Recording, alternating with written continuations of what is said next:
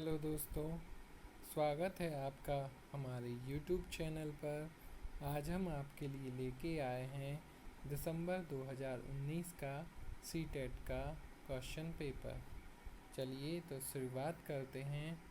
इसके पहले आपने अगर हमारा चैनल सब्सक्राइब नहीं किया है तो प्लीज़ लाइक, शेयर और सब्सक्राइब ज़रूर करें। तो चलिए शुरुआत करते हैं। हमारा फर्स्ट क्वेश्चन आता है, भाषा के अर्जन और विकास के लिए सर्वाधिक संवेदनशील अवधि कौन सी है? जन्म, पूर्व अवधि, प्रारंभिक बाल्यावस्था, मध्य बाल्यावस्था या किशोरावस्था? तो इसका सही आंसर हो जाएगा प्रारंभिक बाल्यावस्था। यहीं से जो बालक है या जो बच्चा है वो भाषा का विकास होता है यहीं से। तो प्रारंभिक बाल्यावस्था इसका राइट आंसर हो जाएगा। सेकंड क्वेश्चन है हमारा, निम्नलिखित में से कौन सी लॉरेंस कोहलबर्ग के द्वारा प्रस्तावित नैतिक विकास की अवस्था है? प्रसुप्ति अवस्था, सामाजिक अनुबंध अभिविन्यास, मूर्त संक्रियात्मक अवस्था या उद्योग बनाम अधीनस्था अवस्था? तो उद्योग बनाम अधीनस्था अवस्था जो है वो इरेक्शन की है। मूर्त संक्रियात्मक अवस्था जीन पियाजे। तो इसका राइट आंसर हो जाएगा सेकंड, सामाजिक अनुबंध अभिविन्यास। उसके बाद थर्ड क्वेश्चन आता है हमारा, कक्षा में परिचर्चा के दौरान एक शिक्षक प्रायः लड़कियों की तुलना में लड़कों पर अधिक ध्यान देता है। लड़कियों की तुलना में लड़कों पर अधिक ध्यान देता है, यह किसका उदाहरण है? जेंडर पक्षपात, जेंडर पहचान, जेंडर संबंधिता या जेंडर समरूपता? कक्षा में परिचर्चा यानी कि कक्षा में यदि एक शिक्षक पढ़ा रहा है और वो लड़कियों की अपेक्षा लड़कों पर ध्यान दे रहा है तो सीधा सीधा वो क्या कर रहा है? पक्षपात। तो इसका सही आंसर हो जाएगा जेंडर पक्षपात। क्वेश्चन नंबर फोर्थ, बच्चों में जेंडर रूढ़िवादिता एवं जेंडर भूमिका अनुरूपता को कम करने के लिए निम्नलिखित में से कौन सी पद्धति प्रभावशील या प्रभावशाली है? जेंडर पक्षपात के बारे में परिचर्चा, जेंडर विशिष्ट भूमिकाओं को महत्व देना, जेंडर पृथक खेल समूह बनाना, जेंडर पृथक बैठने की व्यवस्था करना? जेंडर रूढ़िवादिता और जेंडर भूमिका की अनुरूपता को कम करने के लिए हम बच्चों को अलग अलग बैठने की व्यवस्था तो करेंगे नहीं। विशिष्ट भूमिकाओं को यानी जो रूढ़िवादिताएं चली आ रही हैं उनको महत्व देंगे नहीं। तो इसका राइट आंसर हो जाएगा क्लास में जो है हम जेंडर पक्षपात के बारे में परिचर्चा करेंगे। क्वेश्चन नंबर 5, निम्नलिखित में से किस मनोवैज्ञानिक ने बच्चों को ज्ञान के सक्रिय जिज्ञासु के रूप में देखते हुए उनके चिंतन पर सामाजिक एवं सांस्कृतिक विषय वस्तुओं के प्रभाव को महत्व दिया? तो इसका आंसर हो जाएगा लेव वाइगोत्स्की। इसका राइट आंसर आएगा लेव वाइगोत्स्की।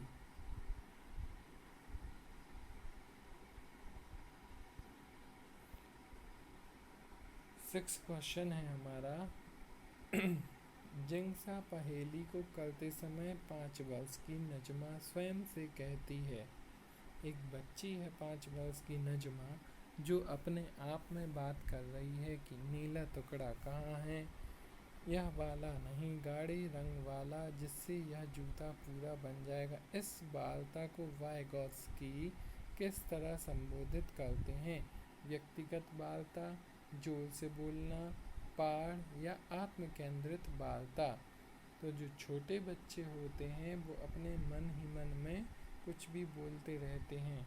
तो ऐसे ही नजमा एक छोटी बच्ची है और वो कह रही है नीला टुकड़ा है, गाढ़े रंग वाला नहीं है जिससे जूता पूरा बन जाएगा। तो ये क्या है?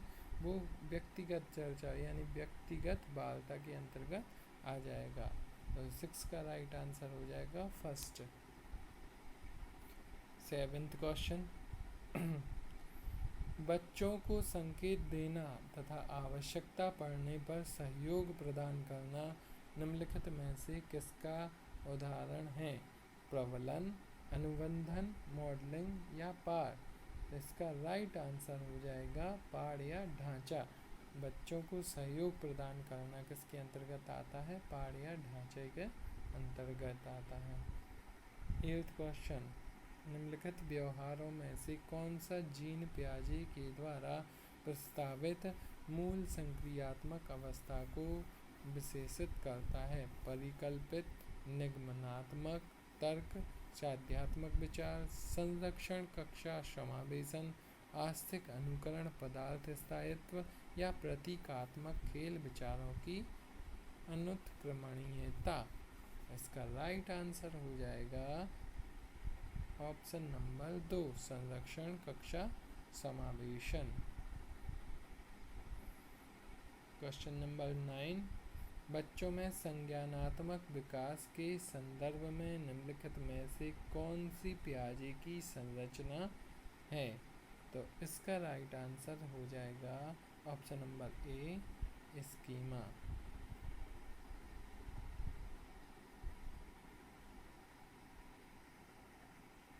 क्वेश्चन नंबर 10,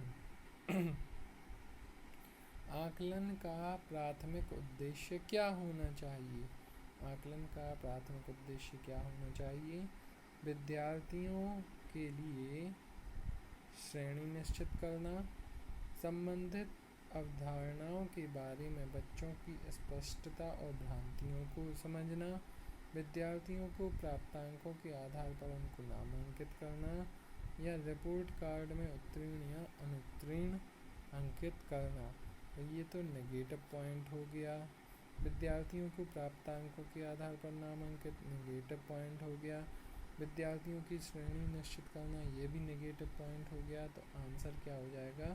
संबंधित अवधारणाओं के बारे में बच्चों की स्पष्टता तथा भ्रांतियों को समझना। Option 2 is the right answer. Question number 11, निम्नलिखित कथनों में से कौन सा बुद्धि के बारे में सही है? बुद्धि एक निश्चित योग्यता है जो जन्म के समय निर्धारित होती है। ऐसा जरूरी नहीं है। बुद्धि को मानकीकृत परीक्षणों के प्रयोग से सटीक रूप से मापा एवं निर्धारित किया जा सकता है। बुद्धि एक एकात्मक कारक तथा एक एकाकी विशेषक है। यह बुद्धि बहुआयामी है तथा जटिल योग्यताओं का एक समूह है। इसका राइट आंसर हो जाएगा option number 4। Question number 12, Ruhi हमेशा समस्या के एकाधिकृत समाधानों के बारे में सोचती है। इसमें से काफ़ी समाधान मौलिक होते हैं। रूही किन गुणों का प्रदर्शन कर रही है?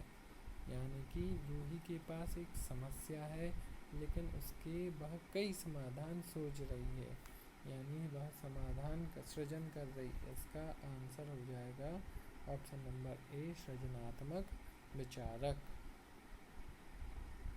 क्वेश्चन नंबर 13,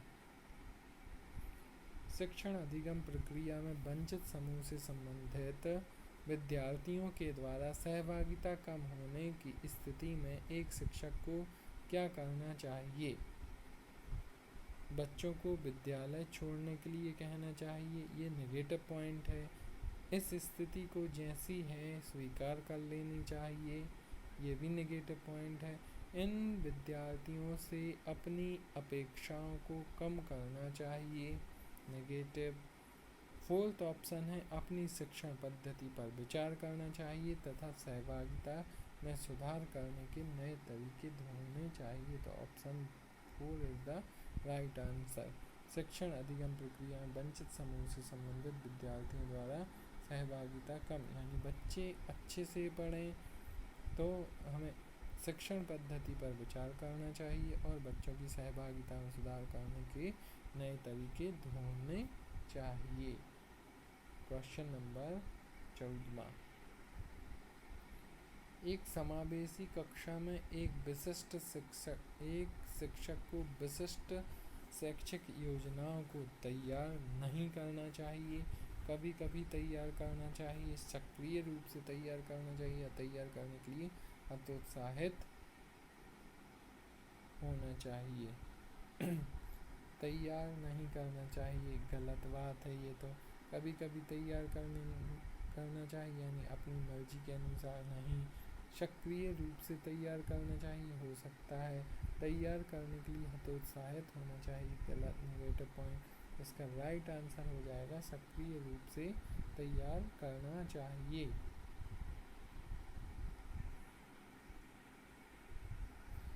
क्वेश्चन नंबर 15, पठन वैफल्य बच्चों के प्राथमिक लक्षण क्या हैं? पठन वैफल्य यानी डिसलेक्सिया।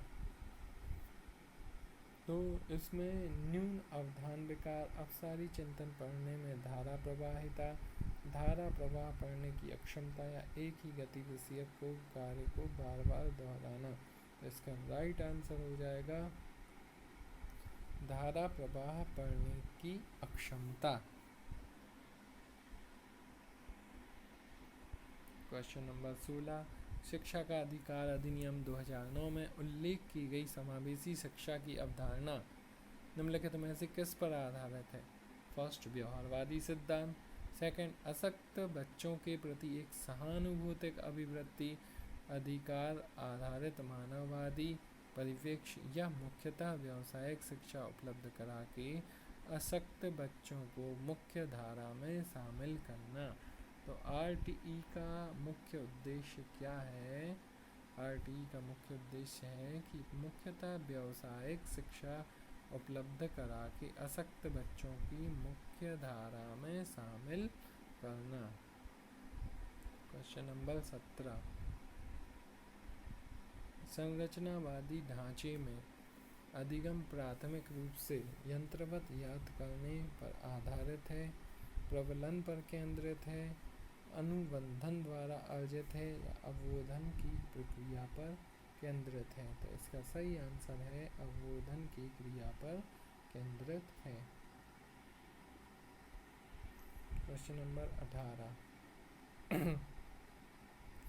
अनेक घटनाओं के बारे में बच्चों के द्वारा बनाए गए सहानुभूत सिद्धांतों के संदर्भ में एक शिक्षिका को क्या करना चाहिए? फर्स्ट, बच्चों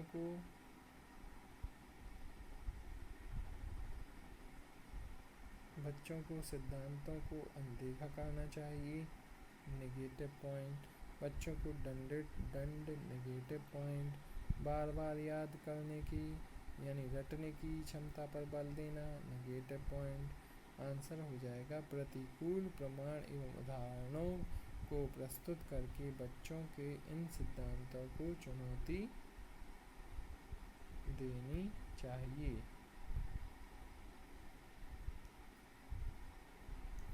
छात्र केंद्रित शिक्षा शास्त्र की क्या विशेषता है? केवल पाठ्य पुस्तकों पर निर्भर होना, बच्चों के अनुभवों को प्रमुखता देना, यंत्रवत याद कराना, योग्यता के आधार पर विद्यार्थियों को नामांकित करना एवं वर्गीकृत करना। छात्र केंद्रित शिक्षा शास्त्र की क्या विशेषता है? केवल पाठ्य पुस्तकों पर निर्भर होना, नहीं, केवल पाठ्य पुस्तकों पर निर्भर होना विशेषता नहीं होगी। बच्चों के अनुभवों को प्रमुखता देना हो सकता है। यंत्रवत याद कराना यानी रटने की कला, रटना, नेगेटिव पॉइंट। योग्यता के आधार पर विद्यार्थियों को नामांकित करना, नहीं, कोई होशियार है, कोई मूर्ख है, तो ये योग्यता के आधार पर निर्धारित नहीं किया जाता। तो इसका आंसर सही हो जाएगा बच्चों के अनुभवों को प्रमुखता देना। क्वेश्चन नंबर 20, संवेग एवं संज्ञान एक दूसरे से हैं, पूर्णतः अलग तो हो नहीं सकते। इसका आंसर जो है हो जाएगा सन्निहित हैं। एक दूसरे में निहित होते हैं संवेग और संज्ञान। क्वेश्चन नंबर 21, संरचनावादी सिद्धांतों के अनुसार अधिगम के बारे में निम्नलिखित कथनों में से कौन सा सही है? अधिगम पुनरुत्पादन एवं स्मरण की प्रक्रिया है। अधिगम यंत्रवत याद करने की प्रक्रिया है। अधिगम आवृत्तीय संबंध के द्वारा व्यवहारों का अनुबंधन है, या अधिगम सक्रिय नियोजन के द्वारा ज्ञान की संरचना की प्रक्रिया है। तो ऑप्शन 4 हो जाएगा इसका। क्वेश्चन नंबर 22, विद्यार्थियों को स्पष्ट उदाहरण और गैर उदाहरण देने का क्या परिणाम है? अवधारणात्मक परिवर्तनों को प्रोत्साहित करने के लिए एक प्रभावशाली तरीका है। यह विद्यार्थियों के दिमाग में भ्रांतियाँ उत्पन्न करता है। यह अवधारणाओं की समझ में अभाव पैदा करता है। यह अवधारणात्मक समझ की बजाय कार्यविधिक प्रक्रियात्मक ज्ञान पर ध्यान केंद्रित करता है। तो इसका राइट आंसर होना चाहिए ऑप्शन नंबर 4। क्वेश्चन नंबर 23, बच्चों को अधिगम गतिविधियों में भागीदारी करने के लिए लगातार पुरस्कार और दंड का प्रयोग करने से क्या प्रभाव पड़ता है? बाहरी अभिप्रेरणा कम होती है, आंतरिक अभिप्रेरणा बढ़ती है, या बच्चों को प्रदर्शन आधारित लक्ष्यों की बजाय निपुणता पर ध्यान देने के लिए प्रोत्साहित करता है। अधिगम बच्चों की स्वाभाविक अभिरुचि और जिज्ञासा कम होती है। तो ऑप्शन नंबर 4 इसका राइट आंसर हो जाएगा कि अधिगम में बच्चों की स्वाभाविक अभिरुचि और जिज्ञासा कम होती है। क्वेश्चन नंबर 24, निम्नलिखित में से कौन सी प्रथाएं सार्थक अधिगम को बढ़ावा देती हैं? शारीरिक दंड नहीं देती बढ़ावा। सहयोगात्मक अधिगम, पर्यावरण, हाँ एक दूसरे का सहयोग होना चाहिए। सतत एवं समग्र मूल्यांकन होना चाहिए। निरंतर तुलनात्मक मूल्यांकन, एक दूसरे से तुलना करना नहीं। तो इसका राइट आंसर हो जाएगा ऑप्शन 2 और 3 दोनों, यानी कि ऑप्शन नंबर 2, 2 और 3। क्वेश्चन नंबर 25, शिक्षक बच्चों की जटिल अवधारणाओं की समझ को किस प्रकार सहज कर सकते हैं? एक व्याख्यान देकर, प्रतियोगितात्मक अवसरों की व्यवस्था करके, बार बार यांत्रिक अभ्यास के द्वारा अन्वेषण एवं परिचर्चा के लिए अवसर उपलब्ध करा के। इसका राइट आंसर हो जाएगा ऑप्शन नंबर 4, अन्वेषण एवं परिचर्चा के लिए अवसर उपलब्ध करा के। क्वेश्चन नंबर 26, एक प्राथमिक विद्यालय की अध्यापिका बच्चों को एक प्रभावशाली समस्या समाधानकर्ता बनने के लिए किस प्रकार से प्रोत्साहित कर सकती है? प्राथमिक विद्यालय की अध्यापिका जो है बच्चों को एक प्रभावशाली समस्या समाधानकर्ता बनने के लिए किस प्रकार प्रोत्साहित करती है? प्रत्येक छोटे कार्य के लिए भौतिक पुरस्कार देकर। सेकंड ऑप्शन, केवल प्रक्रियात्मक ज्ञान पर बल महत्व देकर। गलत उत्तरों को अस्वीकार करके एवं दंडित करके। बच्चों को सहजानुभूत अनुमान लगाने के लिए प्रोत्साहित करके तथा उसी पर आधारित विचार मंथन करके। तो ऑप्शन नंबर 4 इसका राइट आंसर हो जाएगा। क्वेश्चन नंबर 27,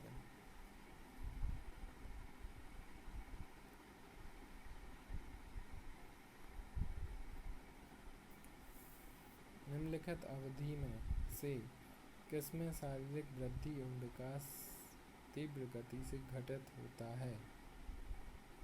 शैशवावस्था एवं प्रारंभिक बाल्यावस्था, प्रारंभिक बाल्यावस्था एवं मध्य बाल्यावस्था, मध्य बाल्यावस्था एवं किशोरावस्था, किशोरावस्था एवं वयस्कता।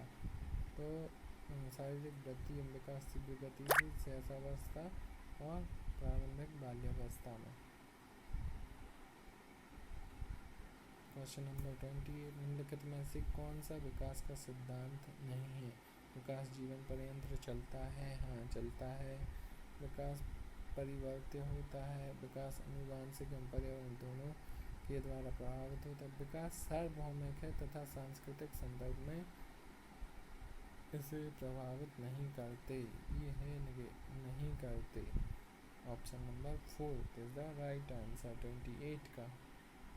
क्वेश्चन नंबर 29, व्यक्तिगत विभिन्नताओं का प्राथमिक कारण क्या है? लोगों के द्वारा माता पिता से प्राप्त आनुवंशिक संकेत, पद्धति कोड, जन्मजात विशेषताएं, पर्यावरणीय प्रभाव या आनुवंशिकता एवं पर्यावरण के बीच जटिल पारस्परिक क्रिया। तो option number 4 is the right answer.